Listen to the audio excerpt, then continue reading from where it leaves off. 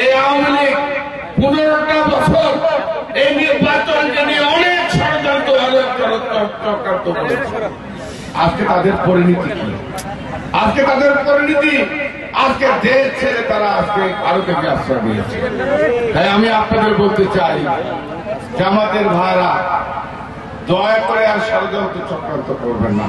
কারণ বাংলাদেশের মানুষ 17 বছর অপেক্ষা করেছে, আন্দোলন করেছে নির্বাচনের জন্য।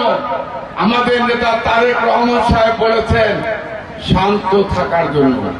বিএনপির নেতা কর্মীরা শান্ত আছে, অপেক্ষা আছে। যদি নির্বাচনকে নিয়ে, দেশকে নিয়ে যদি আবার আপনার ষড়যন্ত্র করেন, বিএনপির নেতা কর্মীরা কিন্তু ঘরে বসে থাকবে। এই নির্বাচন বাংলাদেশের স্বাধীনতা, এই নির্বাচন বাংলাদেশের গণতন্ত্র, এই নির্বাচন মানুষের ভোটের অধিকারের নির্বাচন। এই নির্বাচনকে নিয়ে কোন ষড়যন্ত্র বাংলাদেশের মানুষ, বিএনপির নেতা কর্মীরা মেনে নেবে না।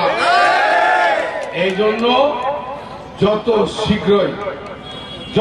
শীঘ্রই নির্বাচন হবে, এদেশের মানুষের মুক্তি।